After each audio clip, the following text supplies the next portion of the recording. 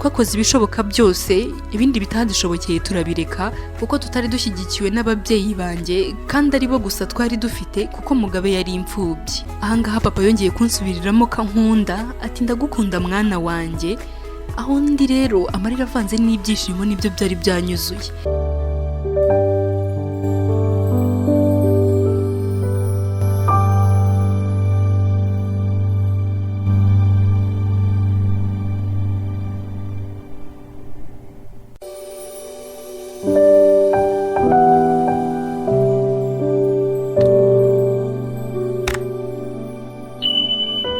Ibihe byiza mukunzi w'inkuru y'urukundo. Uyu munsi turagusangiza ubuhamya bw'umukunzi w'ikiganiro cyacu. Ni umukunzi wacu witwa Belinda, akaba yifuje ko inkuru ye twamufasha kuyisangiza abadukurikira bakagira icyo bamwigiraho nk'uko nawe ngo hari icyo yagiye yigira ku nkuru zitandukanye twabanyujijeho. Ikaze rero. Hari indi zina yatubwiye Belinda, ntago nzi nimba ari ryo zina rye bwite cyangwa se yenda yaba afite irindi akaba yahisemo kutubwira rimwe, ariko yagize ati nitwa Belinda, navutse ndi ikinege, nakuriye mu muryango ukijijwe cyane kuko ababyeyi banjye bombi bari bafite inshingano zikomeye mu itorero ryacu. Ubwo narangizaga kwiga amashuri yisumbuye, ni ukuvuga ngo senior 6, nibwo natangiye kubona ko mbangamiwe no kujorwa muri byose nkoze. Nkumva umurongo ababyeyi bantwaramo urambangamiye pe. Mu by'ukuri rero nkakunda gusenga cyane, ariko nkanga ukuntu bambuzaga zimwe mu nshuti zanjye, zimwe twari twarahuriye ku ishuri n'izindi twakoranye. Nkumva rero simbasha kuba uwo ndiwe cyangwa se uwo nifuza kuba we, ahubwo nari uw'ababyeyi banjye bashakaga kandi mbangamiwe nabyo pe. Bangeneraga inshuti, bangeneraga honjya n'uwo tujyana, mbese ntibandetse ngo nanjye nigirire amahitamo nk'umuntu wari umaze gukura nk'uko niyumvaga. Rero naje kubitekerezaho mbona ntaho bizaherera, nuko niyemeza ko njyewe ubundi bizaba nkabyirengera, cyane ko nubahaga ababyeyi banjye ariko nkumva hari ibyo bambangamiraho, kandi numvaga ntakiroha kuko nari naratojejwe ubunyangamugayo, ubwitonzi ndetse no kwiyubaha n'ababyeyi banjye, ariko nkavunwa nuko batajya bampa icyizere habe na gato, bakaba bumva badahari ngo bampwiture ngo banyerekere natana. Aha rero natangiye gukora bimwe mu byanshimishaga rwose. Natangiye kujya nambara imyenda numvaga imbereye kandi ituma numva nisanzuye, nk'amajipo atari yayandi yagiraga ku birenge bampimiraga mbere yo kuva mu rugo, ubundi nkambara afite umwenda woroshye nakwita agapira.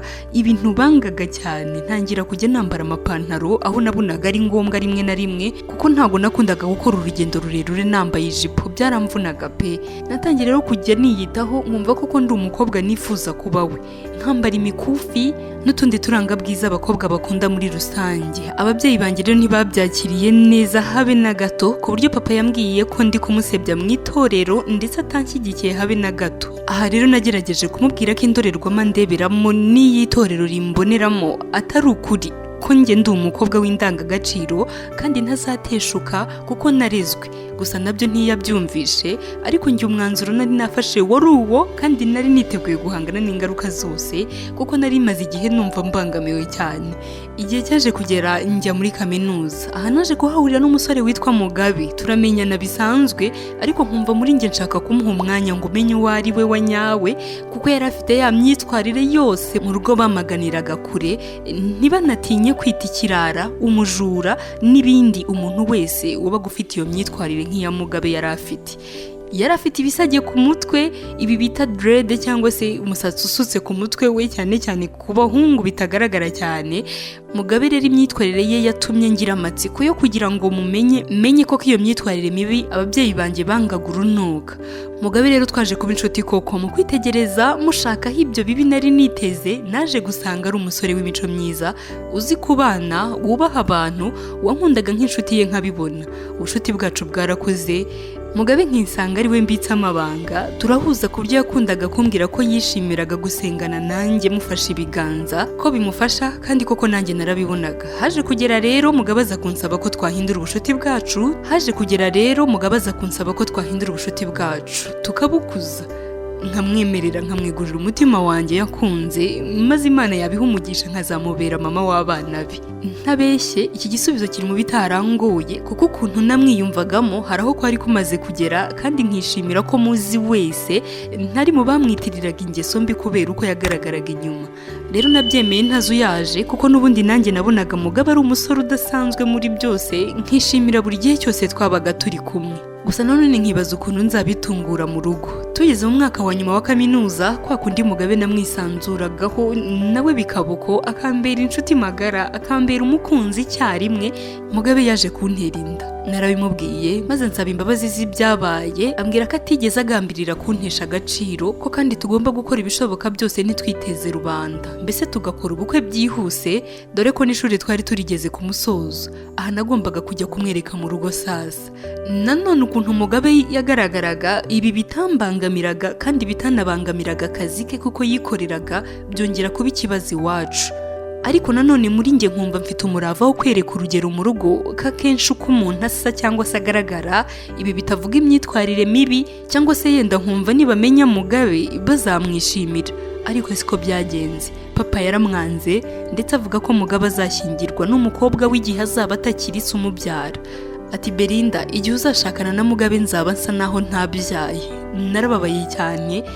Gusa Mugabe akomeza kumbera intwari, amumuriza ambwira ko urugo ari urwacu, atari urw'abatadushyigikiye abo ari bo bose, baba inshuti cyangwa se ababyeyi batari mu ruhande rwacu. Ati cyambere nuko dukundana, ibindi Imana izabidufashamo, ibindi nabyo ibidukorere kuko tutari babiri gusa, turi nayo mu rukundo rwacu. Njye na Mugabe twarakundanaga ku buryo bugaragarira na buri umwe.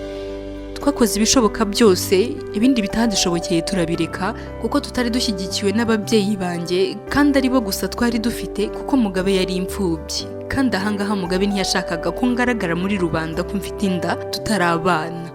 Twaje kwibanira nk'uko twabisezeranye, tubyara umwana w'umuhungu usa na sekuru, papa wanjye.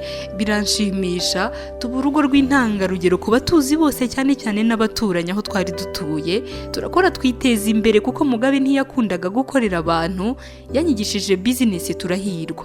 Umunsi umwe rero ari muri weekend, ahangaha twari twiriwe mu rugo turi gukina n'umwana wacu, twagiye tubona papa na mama badutunguye mu bintu tutitegaga. Tugwa mu kantu twese, dore ko uwo munsi banadusanze mu rugo twese. Numvise ibyishimo mu mutima kuko kuva n'abana na Mugabe nibwo nari mbonye umuryango wanjye kuko bari baranciye. Nuko turabakira, papa araterura ati bana banjye mbasabye imbabazi kuko nabitiranije n'abo mutari bo, muri abana bagatangaza, mwashyize imbere urukundo kandi koko mwari muziranye bihagije biragaragara.